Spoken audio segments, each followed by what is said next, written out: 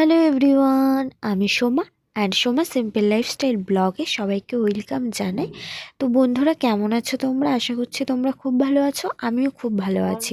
ঘড়িতে এখন সকাল 8টা বাজে। এখন থেকে আমি ব্লগটা স্টার্ট করছি। জানো তো বন্ধুরা, আজকে বাইরে প্রচণ্ড কুয়াশা পড়েছিল, কিছু দেখা যাচ্ছিল না, আর তার সাথে সাথে খুব ঠান্ডাও পড়েছিল। আর এদিকে দেখো বন্ধুরা, আমি এখানে ফ্রেশ হয়ে চলে এসেছি। তারপর আমি দেখো রোজকার মতনই এখানে গোপাল পুজো দিয়ে দিয়েছি সকালবেলা। এই যে দেখো, তোমাদের যাদের যাদের বাড়ি গোপাল ঠাকুর আছে তারা তো জানোই যে গোপাল ঠাকুরকে 3 বেলা পুজো দিতে হয়, সকালবেলা, দুপুরবেলা, রাতের বেলা দিতেই হয়। তো আমি রোজকার মতন এই যে দিয়ে দিয়েছি এটা, এই যে। আর এদিকে দেখো বন্ধুরা, এখানে আমি পুজো দেওয়ার পর এখানে আমি কিছু সবজি কেটে নিচ্ছি। এখানে হচ্ছে ফুলকপি, পেঁয়াজকলি, মটরশুঁটি আর গাজর। এইটা দিয়ে আমি ভাত ভাজবো। তো কালকে কিছু ভাত ছিল, সেগুলো ফেলে দেবো, সেই জন্য আমি ভাত ভাজা করছিলাম। আর সাথে পেঁয়াজ দিয়ে দিয়েছি, কাঁচা লঙ্কা দিয়ে দিয়েছি। আর আর এই দেখো বন্ধুরা, বাইরের উনুনেই করছিলাম।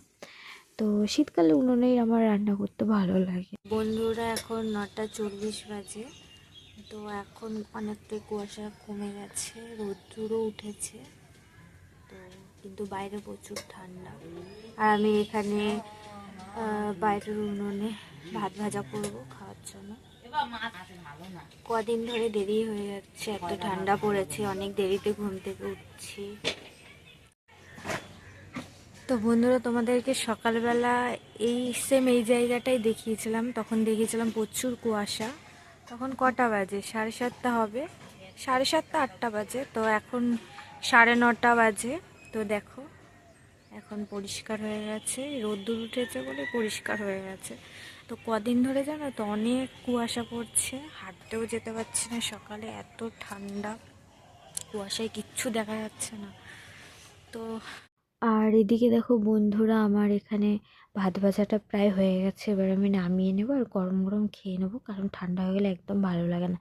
আর এদিকে তারপর দেখো, আমার মা বাজার থেকে কিছু বেথে শাক এনেছিল, এই দোয়াটি। তো বেথে শাকগুলো বেছে নিচ্ছিল রোদ্দুরে বসে বসে। এত ঠান্ডা পড়েছে না, ঘরে মোটেও থাকা যাচ্ছে না, সেই জন্য মা দেখো রোদ্দুরে বসে আমার শাকগুলো বেছে নিয়েছে। তারপর এদিকে দেখো, আমাদের গ্যাস শেষ হয়ে গেছিলো, সেই জন্য গ্যাস দিয়ে গেছিলো। তো এই যে দেখো, আর এদিকে দেখো আমার বাইরের উনুনে কিছুটা রান্না হয়েও গেছে। তো এই দেখো বন্ধুরা, দুয়াটির শাক কয়টুকুনি হয়ে গেছে। দেখ, বেথের শাক আলু দিয়ে করেছিলাম, ছোটো ছোটো আলু কেটে তো করেছিলাম। তো বেথের শাক খেতে খুবই ভালো লাগে। শাক বলতে মানে যে কোনো শাক আমার খেতে খুবই ভালো লাগে। তো কাদের কাদের শাক খেতে ভালো লাগে অবশ্যই কমেন্টে জানিও। তো এই দেখো, আর এদিকে দেখো বন্ধুরা, আমার স্নানও হয়ে গিয়েছে আর পুজোয় দেওয়া হয়ে গেছে দুপুরে। এবার চলো তোমাদেরকে দেখিয়ে দিই দুপুরের মেনুতে আজকে কী কী আছে। তো বন্ধুরা, প্রথমেই দেখো এখানে ভাত আছে, এই যে গরম গরম ভাত আছে। দুপুরে দেখবে গরম গরম ভাত খেতেই ভালো লাগে, বিশেষ করে শীতকালে। আর এখানে দেখো আছে পেঁয়াজ কলি, গাজর, পেঁয়াজ দিয়ে ভাজা একটা। আর এদিকে দেখো বন্ধুরা, এখানে আছে বেথের শাক আলু দিয়ে, যে তোমাদেরকে দেখিয়েছিলাম, এই যে বেথের শাক আলু দিয়ে ভাজা। তো দেখো বন্ধুরা, একদম একটুখানি হয়ে গেছে। আর এখানে আছে টমেটো দিয়ে ডাল। তো এই ডালটা খেতে খুব ইচ্ছা করছিল আজকে, তাই ভাবলাম করেই ফেলি যেহেতু টমেটো আছে। আর এদিকে দেখো বন্ধুরা, আমার ভাই পেঁয়াজ কাটছিল। তো এইখানে দেখো বন্ধুরা, ধনেপাতা পেস্ট করেছি মিক্সিতে, তার ধনেপাতা দিয়ে আজকে ডিমের অমলেটটা করব। এই যে কড়াইও বসিয়ে দিয়েছি। আর জানো তো বন্ধুরা, ধনেপাতা পেস্ট করে যে ডিমের অমলেট করে, এটা আমি ফার্স্ট খাচ্ছি, ফার্স্ট টাইম এটা আমার। তো ধনেপাতা কুচি কুচি করে যে ডিমের অমলেটটা হয় সেটা আমি খেয়েছি, কিন্তু ধনেপাতা যে পেস্ট করে এটা আমি ফার্স্ট টাইমই খাচ্ছি। তো এইটা আমাকে ভাই বললো, আমার মাথায় এটা আসেনি। তো আমার ভাই আমাকে বললো এটা বানানোর জন্য। তো আমিও বানানো স্টার্ট করেছি, মানে এটা ফার্স্ট টাইম বানাচ্ছে। আর এদিকে আমার ভাইও আমাকে হেল্প করে দিচ্ছিল, পেঁয়াজ টিয়াজ কেটে দিচ্ছিল। তো আমার ভাই একটা গ্রেভি টাইপের বানাবে, তো সেই জন্যই পেঁয়াজ কাটছিল, লঙ্কা রসুন যা যা লাগে আর কি গ্রেভি বানানোর জন্য। তো সেই জন্য আর আমি এখানে ডিমের অমলেটটাও ভাজা হয়ে গেছে, এই দেখো। দুটো করেছে, আমি আর আমার ভাই খাবো। দেখো সবুজ হয়েছে। তো শীতকালে ধনেপাতা তো খুবই অ্যাভেলেবেল পাওয়া যায় দোকানে, সেই জন্য মানে। আর এই দেখো বন্ধুরা, এখানে আমার ভাই দেখো ওই বানাচ্ছে এটা। তো যা আমার ভাই গ্রেভি, চাউমিন মানে স্পাইসি খাবার, ফাস্টফুড খাবারগুলো ভালো বানাতে পারে, তো সেই জন্য বললাম তুই বানা এটা। তো এই দেখো বানাচ্ছে।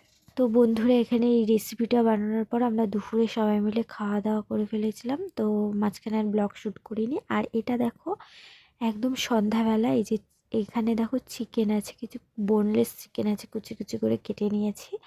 আর এখানে দেখো বন্ধুরা, এখানে বেসন আছে, এই যে বেসন, আর এটা হচ্ছে চালের গুঁড়ো।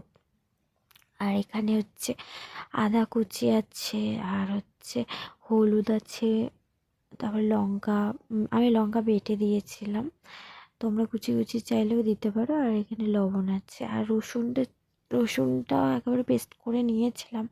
তো এটা দিয়ে কি বানাবো বলো তো বন্ধুরা? এটা দিয়ে বানাবো চিকেন পকোড়া।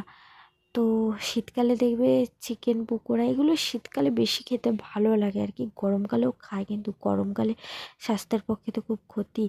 তো শ্যুট খায় না গরমকালে অনেক সময়।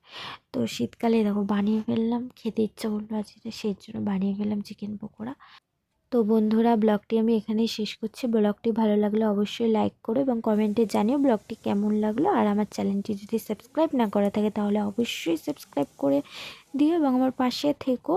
দেখা হচ্ছে নেক্সট ব্লগে, ততক্ষণ তোমরা সবাই ভালো থেকো বন্ধুরা। Bye bye.